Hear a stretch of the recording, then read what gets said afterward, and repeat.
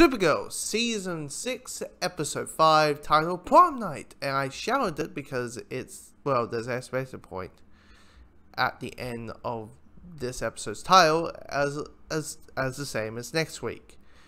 So, pretty warm about that. But anyway, this is a really good episode. And, I mean, the first thing I have to mention is one of the complaints I had in the last 2 episodes was they felt like a rehash of the events that happened in episode 2.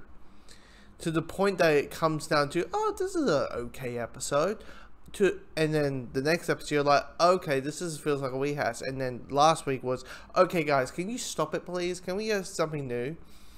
And this week is that. And it was delightful. It was wonderful. There was a sense of this kind of Back to the Future, like the whole thing of, okay, where was there a place where Kara bled? Because we need to get a sense of DNA, because if we find said DNA, we can have it track where Kara is in the Phantom Zone. And so to go to 2009, fuck, I'm old. I was a teenager when it was 2009. Jesus Christ. Anyway, so they have Brainy and Nia going to 2009 Midvale to have these events happen, let them basically sit and watch. But of course, it's a time traveling story, so things all kind of go wibbly, timey, wimey, where you have them meeting the younger Kara and Alex, and oh, there's aliens over to the left, and they are hunting down. It's, you know, basically they're messing up the timeline without necessarily doing it.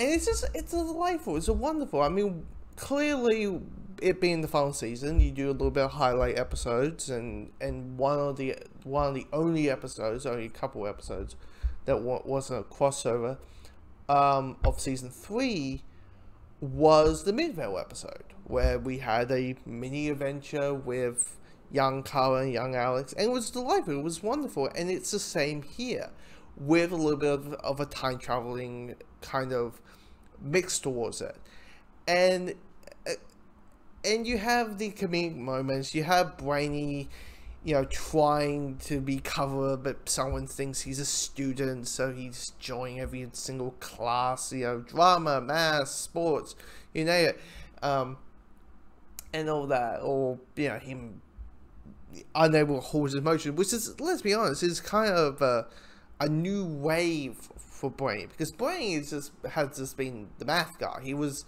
it Win from seasons 1 to 3, but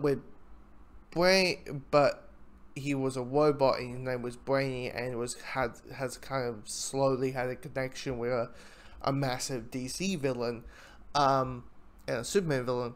So, and now after season 5, they kind of did a little bit more of it, and now they fully unleashing it.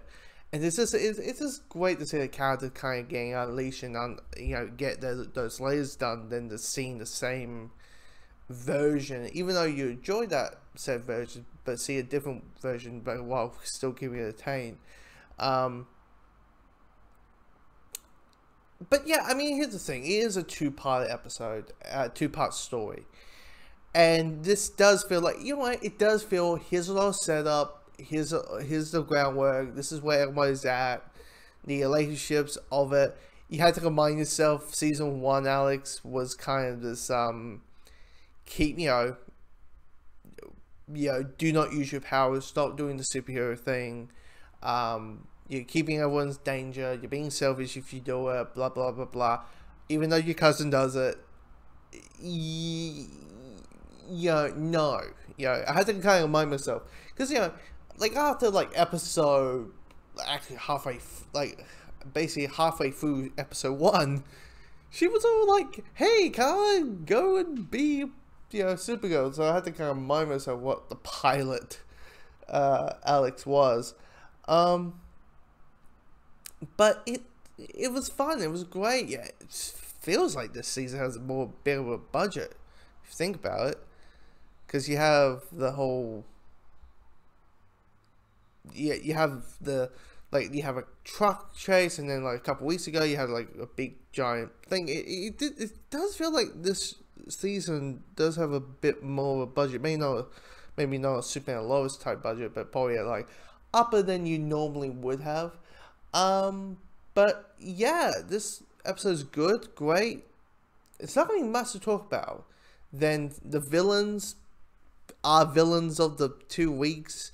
Just a Lobo type character and you have a Swine type character.